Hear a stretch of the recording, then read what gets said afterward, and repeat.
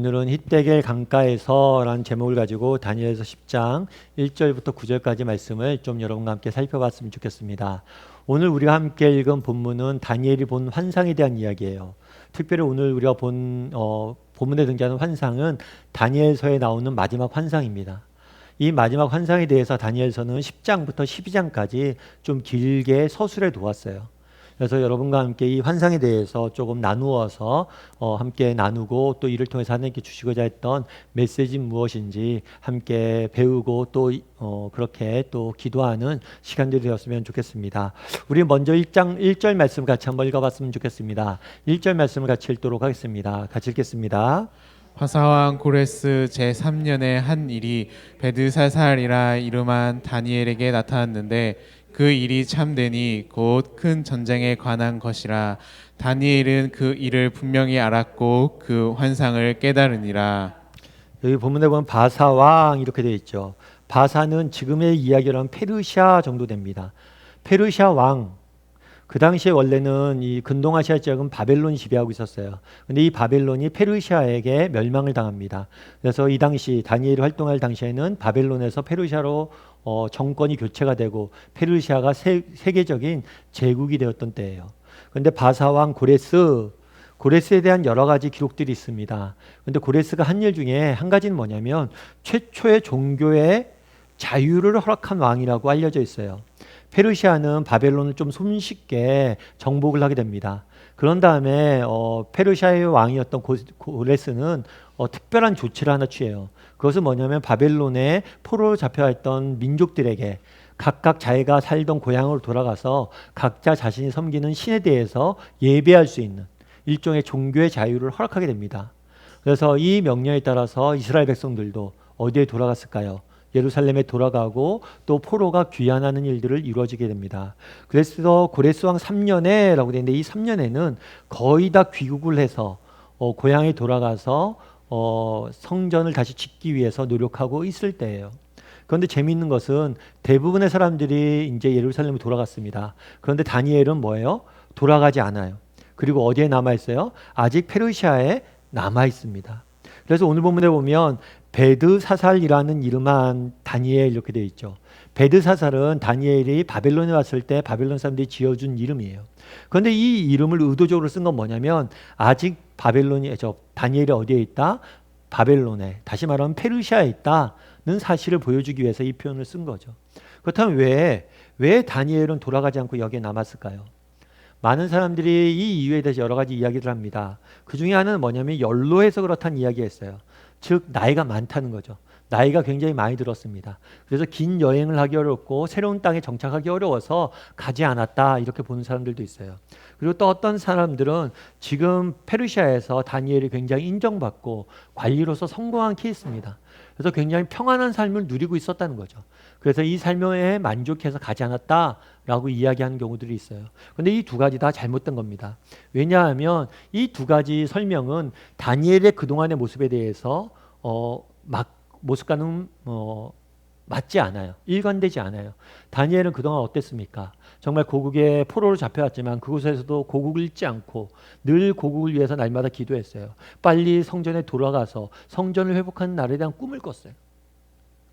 그래서 다니엘은 분명히 이것들을 꿈꾸고 살아왔습니다. 그럼에도 불구하고 오늘 남아있었던 거죠. 그럼 왜 남아있었을까요? 연로해서 평안해서? 아닙니다. 이것 때문에 그런 것이 아니에요. 다니엘이 남아있었던 이유는 뭐 때문이냐면 소명 때문이에요. 소명. 분명 다니엘은 고국에 돌아가고 싶었습니다. 하지만 이 땅에 남아서 그가 해야 될 일이 있음을 알았어요. 그래서 그 일을 감당하기 위해서 다니엘은 그곳에 남아 있었던 거예요. 우리 계속해서 2절에는 이렇게 되어 있습니다. 2절 말씀 같이 한번 읽어봤으면 좋겠습니다. 같이 읽겠습니다. 그때 나 다니엘이 새 이래 동안을 슬퍼하며. 여기 새 이래라고 되어 있죠. 새 이래는 7이에요. 그래서 3 곱하기 7 해서 21일을 의미합니다. 그런데 이 당시에는 어떤 때였냐면 무교절이었어요. 무교절. 그러니까 이스라엘에는 여러 가지 절기가 있는데 무교절은 뭐냐면 유교절 끝나고 일주일간의 기간이에요. 그런데 이 기간은 축제일이에요. 축제일. 뭘 축하하는 거냐면 이스라엘 백성들이 애굽 땅에서 종살이 하다가 출애굽을 한 사건을 축제하는, 기념하는 날이에요. 따라서 이 무교절이 되면 축제일이기 때문에 사람들이 기뻐하고 즐거워합니다. 그래서 이때는 금식도 하지 않고 슬픈 빛을 보이지 않아요. 그런데 이 축제일에 뭘 했다고 그랬어요? 다니엘이 슬퍼했다고 그러는 거예요. 이건 굉장히 이상한 일입니다. 예를 들면 우리나라 같은 경우는 그런 거죠. 우리나라 같은 경우는 1년에 한두 번씩 명절이 있습니다. 예를 들어서 추석도 있고 설도 있죠. 이런 명절이 되면 사실 우리가 사는 게 힘들잖아요. 그럼에도 불구하고 이런 명절이 되면 그런 것들 다 있고 온 가족이 모여서 함께 즐거워하고 식사하고 기뻐하고 감사하는 게 명절이에요. 그런데 이 명절날 함께 즐거워하고 모여있는데, 온 가족이 모여있는데 혼자 방구석에 앉아서 막 울고 있다고 생각해 보십시오. 그럼 여러분들이 뭐라고 생각하겠어요? 야, 무슨 일이야? 너 도대체 왜 그래? 라고 이야기하겠죠. 마치 다니엘이 그런 거예요. 다 축제일이에요. 기념일이에요. 그런데 뭐라는 거예요? 슬퍼하고 있는 거죠. 그렇다면 다니엘이 왜 슬퍼했을까요? 다니엘이 슬퍼한 이유는 고국에서 들려온 소식 때문입니다. 앞서 이야기했던 것처럼 많은 사람들이 고국에 귀환을 했어요. 귀환을 했는데 귀환을 했다고 모든 게 끝나지 않았습니다. 고국에는 많은 문제점들이 기다리고 있었어요. 그래서 고국에 돌아가서 성전을 지으려고 했는데도 많은 방해가 있었고, 고국에 돌아가 정착하려고 예루살렘 성읍을 회복하는데도 많은 어려움들이 있었습니다. 이러한 어려움에 대한 이야기를 듣고 다니엘은 뭘 했던 거예요? 슬퍼서 금식하며 기도했던 거예요. 앞서 이야기했듯이 다니엘은 고국에 남아있었어요. 페르시아에 남아있었습니다. 그래서 남아있었던 이유가 뭐냐는 거예요. 오늘 본문에 보면 다니엘의 관심은 늘 어디에 가 있는 걸 볼 수가 있어요? 고국에 가 있는 걸 볼 수가 있어요.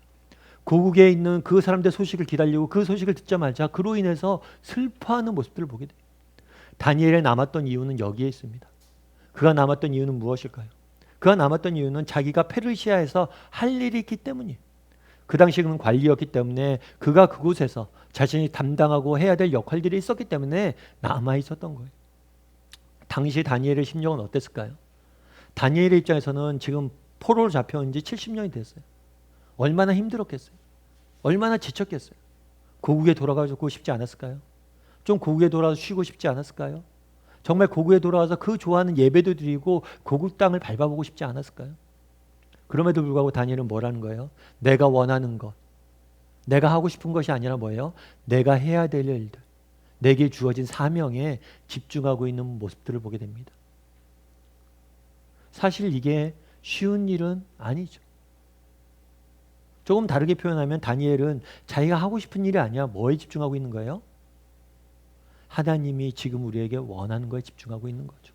우리도 마찬가지 아니겠습니까? 요즘 우리가 이제 현장 예배를 드리지 않은 지 꽤 돼요. 한 6개월 이상 되니까 저희도 많이 지치죠. 그래서 6개월 정도 안 되니까 빨리 현장에서 함께 모여서 예배 드리고 싶은 마음이 얼마나 큽니까? 그런데 우리가 6개월만 해도 이렇게 하지만 뭐예요? 다니엘 입장에서 어때요?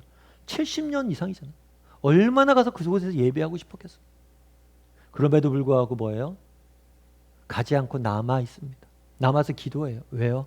여기서 내가 해야 될 일이 있기 때문이죠. 우리도 마찬가지예요. 우리도 모여서 함께 예배하고 싶습니다. 그리고 언제든지 할 수 있겠죠. 그런데 어쩌면 지금은 정말 각자의 처소에서 예배하는 것, 그것이 우리가 해야 될 일일지 몰라요. 그래서 덕을 세우고 사람의 선한 영향들을 미치는 것. 그래서 우리가 이렇게 예배하는 거잖아요. 다니엘도 마찬가지예요. 다니엘이 왜 그날 돌아가지 않았겠어요? 얼마나 돌아가고 싶었겠어요. 그럼에도 불구하고 이 땅에서 내가 해야 될 일이 있기 때문에 그곳에 남아서 일한 거죠. 사실 사람은 드러나는 일에 관심이 많습니다. 누군가 칭찬받고 나타나고 앞장서는 일에 관심이 많아요. 그런데 다니엘은 어쩌면 역사의 뒷면에 가 있는 거예요. 많은 사람들이 고국에 돌아갑니다. 그리고 그 사람들 환영합니다. 그 사람들 주목합니다. 그런데 다니엘은 보이지 않는 곳에서 정말 자신이 선 그 자리에서 자신이 해야 될 일들을 하나하나 감당하고 있는 모습들을 우리는 보게 되는 거죠. 여러분, 충북에 가면 충북 음성에 꽃동네가 있어요. 그곳에 사랑의 영수원이라는 곳이 있습니다. 이곳은 우리나라에서 복지시설을 놓는 굉장히 꽤 규모가 큰 곳으로 알려져 있어요. 그래서 많은 사람들이 자원봉사도 하고, 이곳은 특별히 많이 알려진 게 뭐냐면 거린들, 정말 갈 곳이 없는 사람들, 정말 거린들이 마지막의 인생을 보내는 곳으로 많이 알려져 있어요. 그런데 이 사랑의 연수원은 그 시작한 배경이 있어요. 시작하게 된 배경이. 이게 좀 독특합니다. 이게 충북음성에 어떤 신부님이 계셨어요. 신부님이 계셨는데 하루는 어떤 거린이 이렇게 온 거예요. 찾아와서 밥 사 먹게 돈 좀 구걸을 한 거죠. 그래서 신부님이 한 끼 식사값을 줬어요. 그리고 돌려보냈어요. 그런데 며칠 있다가 이 사람이 또 오는 거예요. 또 식사값을 돌려서 보냈어요. 그리고 며칠 있다 또 오는 거예요. 그래서 좀 궁금한 거죠. 이 사람이 왜 누굴까? 궁금증이 생겼대요. 그래서 몰래 쫓아가 봤대요. 그냥 목회자들이 좀 그런 게 있어요. 너무 궁금증이 많아요. 그래서 간섭을 좀 많이 해요. 그래서 이렇게 막 쫓아갔는데 쫓아가서 보니까 이 사람이 자기한테 이제 돈을 받았잖아요. 식사값을 받았잖아요. 그럼 바로 식사를 하는 게 아니라 이렇게 가면서 또 구걸을 하는 거예요. 계속 구걸을 하는 거예요. 그래서 좀 구걸을 한 다음에 돈을 좀 모으더니만 이상한 집으로 가는 거예요. 폐가로. 그래서 딱 쫓아가 보니까 이 폐가에 뭐냐면 9명의 사람들이 누워 있는 거예요. 그래서 이 사람이 그 사람을 다 먹이고 있는 거예요. 자기가 구걸을 해서. 그래서 물어봤대요. 아니 본인도 내가 보기에는 힘들고 어려운데 어떻게 본인 먹을 것도 없는데 이 사람들이 이렇게 돌보고 있냐고 그랬더니만 그 사람이 그러는 거예요. 그래도 난 걸을 수라도 있지. 이 사람들은 걷지도 못하는데 제가 안 돌보면 누가 돌봅니까? 그 이야기를 듣고 신부님이 되게 마음이 아프고 또 감동이 됐대요. 그래서 그때부터 뭘 했냐면 이 신부님과 이 거린이 벽돌을 사다가 집을 짓기 시작한 거예요. 그렇게 갈 곳 없는 거린들을 위한 집을 짓자 해서 짓기 시작해서 지금 세워진 게 사랑의 연수원이에요. 그래서 이 거린도 나중에 사연을 알아보니까 원래는 부잣집 아들이었어요. 그런데 일제시대 때 강제 징병을 당한 거예요. 그래서 징병당했다가 돌아와서 몸도 다 상하고 병들고 집안도 다 망하고 그래서 그렇게 거린이 된 거였더라고요. 그래서 그럼에도 불구하고 정말 내가 정말 평생 그렇게 고생하고 정말 거린도 되고 더 이상 아무것도 할 수 없음에도 불구하고 그 사람들 돌보는 모습, 그걸 보면서 저는 사실은 다니엘의 모습이 오버랩이 됐어요. 다니엘도 그런 거잖아요. 정말 평생을 수고했습니다. 이제 쉴만도 하잖아요. 그런데 정말 누구나 다 고향에 돌아가고 싶잖아요. 누구나 다 그것을 하고 싶잖아요. 그런데도 불구하고 그것들을 다 내려놓고 정말 내가 선 자리에서 내가 필요한 일은 뭘까? 내가 할 수 있는 일이 뭘까? 하고 돕고 다른 사람 돌보는 모습들을 보면서 참 이 거린과 오버랩이 된 거죠. 저도 다니엘처럼 우리가 그런 사람이 되었으면 좋겠어요. 정말 우리가 하고 싶은 일 많죠. 드러나는 일들 많죠. 그것이 아니라 정말 내가 해야 될 일들. 내가 원하는 것이 아니라 하나님이 내게 지금 원하는 것들. 이런 것들을 묻고 내가 서 있는 이곳에서 하나하나 하는 것. 그것이 바로 우리가 해야 될 일인 거죠. 이렇게 우리가 집에서 이렇게 예배하고 각자의 처소에서 예배하는 것. 이런 식의 덕을 세우고 선을 보이는 것. 그것이 우리가 해야 될 일들이란 거죠. 바라기는 우리 다음의 식구들이 이렇게 정말 다니엘처럼 우리가 선 자리에서 하나님 원하신 것이 무엇인지 묻고 행할 줄 아는 사람들이 되기를 주님의 이름으로 소원합니다. 두 번째로 좀 살펴보길 원하는 것은 3절이에요. 우리 3절 말씀 같이 한번 읽어볼까요? 같이 읽도록 하겠습니다. 세일에가 차이까지 좋은 떡을 먹지 아니하며 고기와 포도주를 입에 대지 아니하며 또 기름을 바르지 아니하리라. 예, 다니엘이 기도를 해요. 그런데 다니엘이 기도를 하는데 그냥 기도를 한 게 아니라 뭐를 기도했다고 그래요? 좋은 떡을 먹지 아니하고 포도주를 입에 대지 않았다. 금식하면서 기도했던 것을 알 수가 있죠. 특별히 아마도 고기와 떡 이야기를 한 거 봐서는 부분적인 금식이었던 것 같아요. 물까지 먹지 않는 완전한 금식이 아니라 부분적인 금식을 했던 것 같아요. 뿐만 아니라 기름을 바르지 않았다고 그러죠. 기름은 그 당시 이 지역이 굉장히 건조한 지역입니다. 그래서 피부에 이렇게 기름을 바르지 않으면 피부가 갈라지고 병이 생겨요. 그런데 그래서 기름을 늘 발랐는데 이 기름까지 바르지 않고 뭐란 거예요? 기도한 거죠. 그래서 금식하며 기름도 바르지 않고 기도한 것을 보게 됩니다. 그래서 우리가 이런 말씀을 보면 자칫하면 정말 우리가 필요할 때는 금식 기도도 해야겠지만 반드시 금식 기도해야 되는 건 아니에요. 이 모습을 통해서 우리가 알 수 있는 건 뭐냐면 그만큼 어떻게 간절하게 기도했다는 것을 알 수가 있어요. 간절하게. 그러면 다니엘이 왜 기도했어요? 아까 얘기했던 것처럼 어떤 소식을 들었기 때문에 고국에서 있는 어려움들을 이야기를 듣고 정말 이 예루살렘에 돌아간 사람들을 위해서 기도하기 시작한 거예요. 바로 여기에 아마 다니엘의 탁월함이 있는 것 같아요. 2절 말씀이 뭘로 끝났죠? 슬픔으로 끝났어요. 그런데 슬픔 다음에 뭐가 와야 돼요? 눈물과 절망이 와야 돼요. 그런데 슬픔 다음에 뭐가 와요? 기도가 와요. 여기가 차이예요. 우리도 이 땅을 살다 보면 인생의 문제를 만납니다. 그리고 아픔을 경험해요. 그럼 우리 가운데도 뭐가 찾아올 수 있어요? 슬픔이 찾아올 수 있어요. 그런데 이 슬픔 가운데 우리는 무엇을 하냐는 거예요. 다윗은 무엇을 해요? 이 슬픔 가운데 뭘 했습니까? 기도를 했어요. 기도에 무릎을 꿇고 21일 동안 기도한 거예요. 간절히 그것도 기도한 거예요. 금식한. 우리도 다니엘 같은 사람이 되었으면 좋겠어요. 정말 슬픔이 찾아왔을 때, 인생의 문제를 만났을 때, 인생의 어려움을 만났을 때 기도할 줄 아는 사람이 되었으면 좋겠어요. 그게 차이예요. 슬픔은 누구나 경험합니다. 그런데 슬픔을 경험할 때 무엇을 하냐 차이가 있는 거예요. 슬픔 가운데 다니엘은 기도했습니다. 물론 우리 가운데 그러면 다니엘이 이렇게 기도했어요. 기도하자 그럼 어떤 일이 있었을까요? 우리 12절 말씀을 같이 한번 읽어보았으면 좋겠습니다. 같이 읽겠습니다. 그가 내게 이르되 다니엘아 두려워하지 말라. 내가 깨달으려 하려 내 하나님 앞에 스스로 겸비하게 하기로 결심하던 첫날부터 내 말이 응답받았으므로 내가 내 말로 말미암아 왔느니라. 여기서 그라고 시작하죠. 그는 여기서 천사를 의미해요. 천사인데 이름을 우리가 알 수가 없어요. 그래서 이름 없는 천사라고만 알려두면 될 것 같아요. 그런데 재밌어요. 이 사람이 뭐라고 다니엘이 이야기했냐면 내 말이 뭐 했다고요? 응답 받았느니라. 다르게 표현하면 이것은 내 기도를 하나님이 들으셨다는 거예요. 내 기도를 하나님이 들으셨다는 거예요. 그런데 들었는데 언제부터 들었다고 그래요? 첫날부터. 다니엘이 지금 21일 동안 기도하는 거거든요. 21일 동안 기도하면 다니엘이 무슨 생각을 했을까요? 정말 금식하면서 기도하는데 아무런 응답이 없어요. 아무런 변화가 없어요. 정말 슬픔 가운데 곡을 위해서 기도하는데 아픔만이 슬픔만이 계속돼요. 그런데 하나님은 뭐라고 표현하는 거예요? 아니라는 거예요. 네가 생각하기엔 내가 안 들은 것 같고 너의 기도가 응답 안 된 것 같지만 천만의 말씀이에요. 21일 네가 처음 기도할 때부터 뭐예요? 내가 너의 기도를 들었고 너에게 응답했다는 거. 이 말을 들었을 때 얼마나 신났을까요? 정말 하나님이 듣고 계셨군요. 하나님이 알고 계셨군요. 그런데 이것은 다니엘만의 문제가 아니에요. 오늘 우리에게도 동일하게 하나님이 말씀하십니다. 우리가 기도에 무릎을 꿇는 그 순간 뭐예요? 하나님은 뭘 하세요? 들으세요. 들을 뿐만 아니라 오늘 본문에 보면 되게 재밌어요. 내 말로 말미암아 뭐 했다고요? 너의 말로 말미암아 내가 왔다라고 이야기해요. 다시 이야기하면 기도해서 내가 왔다는 거죠. 만약 다니엘이 기도하지 않았으면 천사가 왔어요? 안 왔어요? 천사도 안 왔다는 거예요. 기도했을 때 천사가 왔다는 거예요. 신약 성경에는 야고보가 뭐라고 표현하냐면 너희가 많이 얻지 못하면 구하지 못함이라.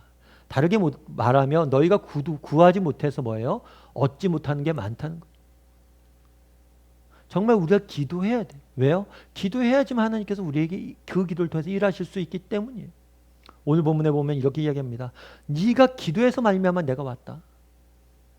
이 말을 들은 다니엘의 심정은 어땠을까요? 여러분들은 어떠세요? 이 말 보고 어떤 생각이 드세요? 아, 그런가 보다 하고 넘어갑니까? 이건 얼마나 놀라운 일이에요.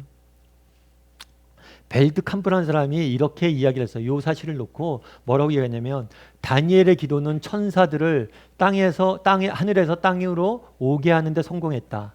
이 천사들은 주님의 백성을 수호하는 무적의 천군들이며 그 결과 적의 계획은 실패했다. 무적의 천군들. 천사를 보낸다는 거예요. 무적의 천군을 보낸다. 이게 얼마나 신나는 일이에요. 무적의 군대가 왔는데 두려워할 게 뭐가 있어요. 다르게 말하면 우리의 기도가 그만큼 뭐예요? 능력이 있는 거예요. 우리가 기도했을 때 다니엘이 기도했을 때 첫날부터 하나님께 뭘 했어요? 들으셨다라고 이야기합니다. 뿐만 아니라 너가 기도했기 때문에 내가 왔다는 거예요. 다니엘의 기도가 있었기 때문에 무적의 천군들이 움직였고 그로 인해서 적의 계획이 실패했다는 거예요. 우리도 마찬가지. 우리가 기도할 때 뭐예요? 하나님이 들으십니다. 그리고 우리가 기도할 때 뭐예요? 하나님이 일하세요. 천군들을 보내세요. 우리를 보호하시고 우리를 지키시고 일을 하세요. 여러분 이걸 믿으세요? 예, 저는 개인적으로 믿어요.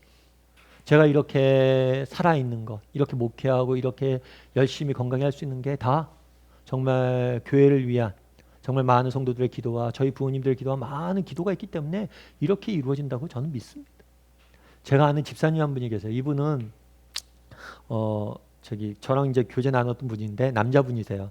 하루는 그런 얘기를 하더라고요. 목사님, 이분 이제 기도 제목이 그런 게 있어요. 아, 내가 좀 자기 부서에 좀 믿는 형제가 있으면 좋겠다고. 그럼 그 사람과 같이 좀 마음도 나누고 그래서 먼 미래에 신우회도 만들고 그랬으면 좋겠다라는 마음들이 있었다고 늘 말씀했는데 그 기도를 하나님께 들으시고 새로운 좋은 신입사원이 들어왔다고 얘기를 하더라고요.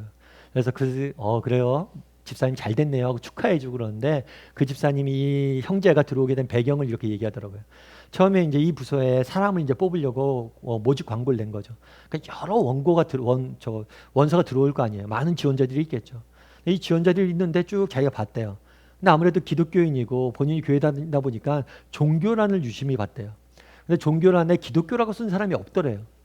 근데 딱 한 명 있더래요. 이 친구는 뭐지 하고 이렇게 자세히 봤는데 종교란 기독교에서 자세히 봤는데 스펙이나 이런 것들이 별로 그렇게 좋지는 않았대요. 딴 친구들 스펙도 좋고 능력도 객관적 수치는 더 좋은 사람들이 많았대요. 근데 그 집사님이 보는데 이 사람이 마음에 들었대요.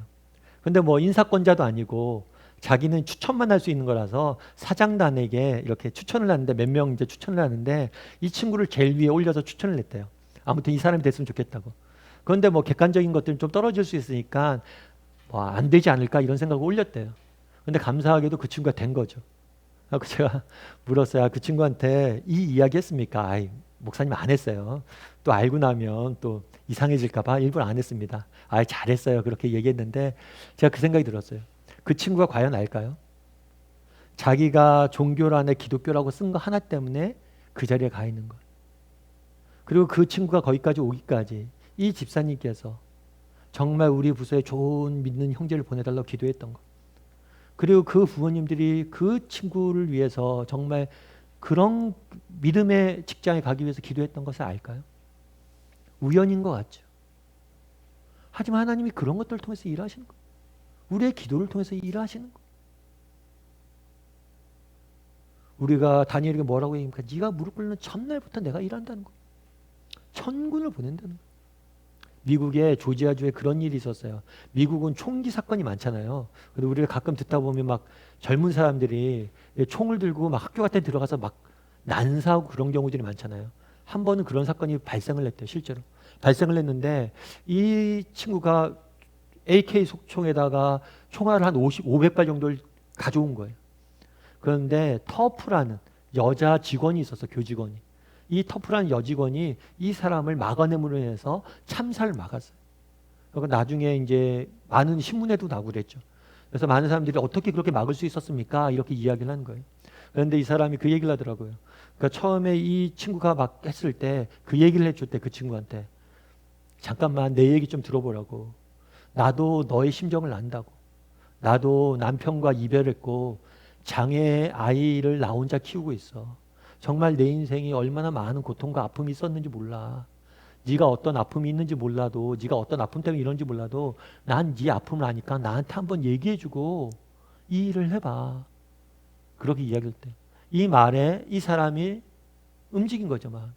그래서 이 사람이 했던 얘기 뭐냐면 나는 너무 외로워요. 저는 외톨이에요. 외로워서 이렇게 그렇게 극단적인 선택을 했다는 거죠. 그래서 다행히 막았어요. 그래서 이것들이 알려졌죠. 알려져서 나중에 오바마 대통령이 이 사람한테 직접 그 당시에 오바마 대통령이 대통령이었을 때 전화를 했어요. 전화를 해서 그런 얘기를 한 거죠. 당신은 우리 미국의 영웅입니다.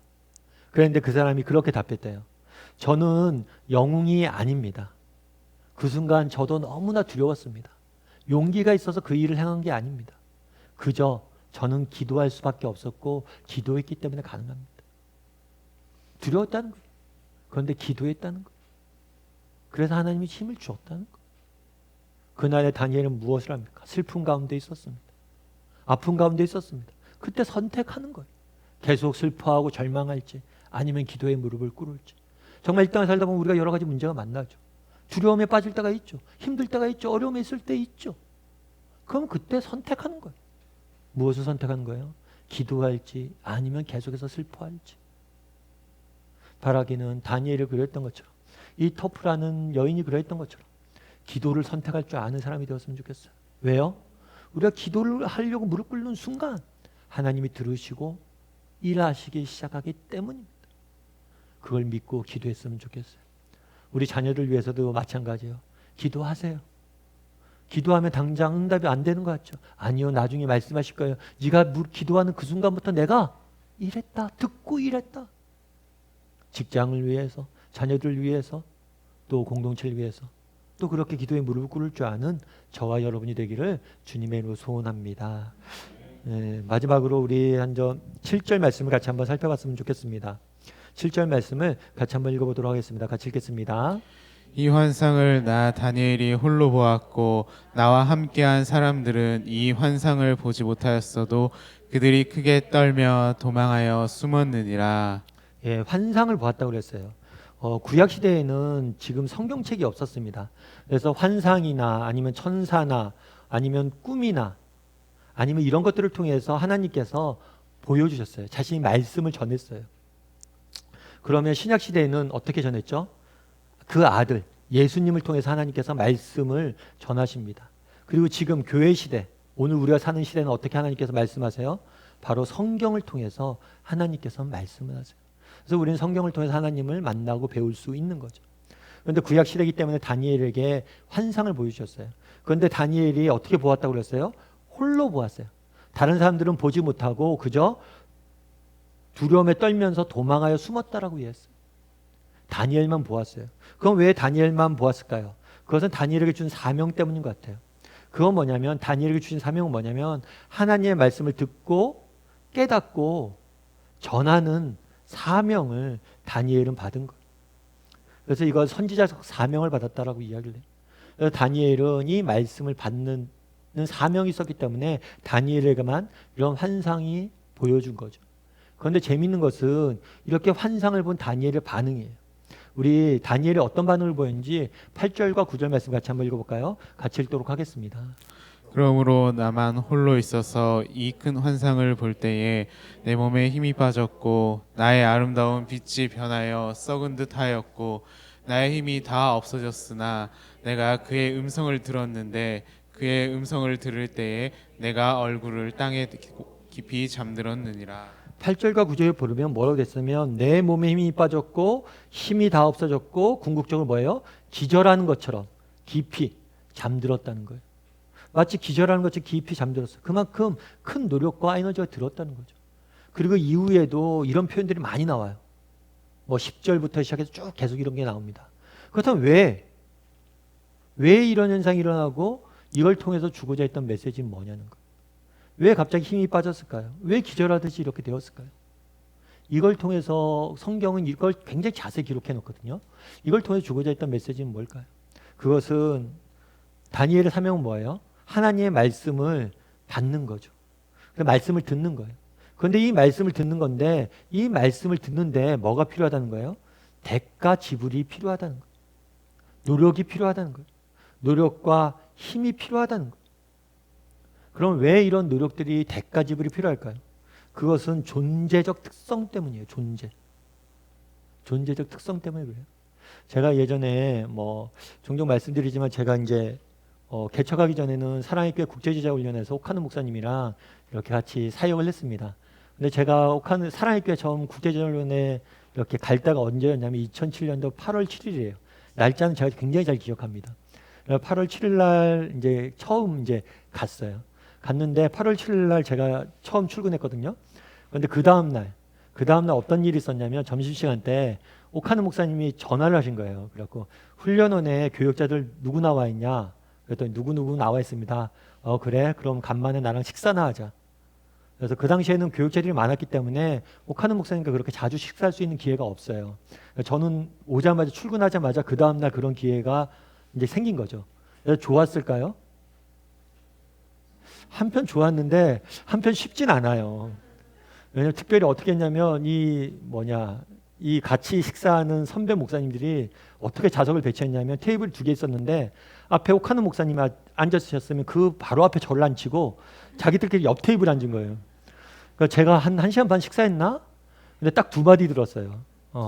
많이 먹어라, 더 먹어라. 딱 2마디도 한마디도 못하고 그냥 듣기만 계속했던 거죠. 그땐 밥이 어디로 들어갔는지도 몰랐어요. 그럼 왜 그랬을까요? 제가 옥하는 목사님을 싫어해서 그랬을까요? 아니죠. 존경해서 그랬죠. 그리고 나중에 목사님과 친밀해져도 이건 마찬가지. 내가 아무리 친하고 가까워졌다고 해도 정말 내가 존경하고 정말 아끼는 분 앞에 서는 뭐예요? 긴장이 되고 떨게 돼 있는 거예요. 여러분 직장의 회장이랑 같이 식사한다고 생각해 보십시오. 정말 일국의 대통령과 식사한다고 해보십시오. 쉽지가 않아요. 그런데 하물며 하나님의 말씀을 듣고 배우는 거죠. 하나님의 말씀을 듣고 깨닫고 아는 거죠. 그게 에너지가 안 들까요? 아니죠. 에너지가 드는 게 정상이에요.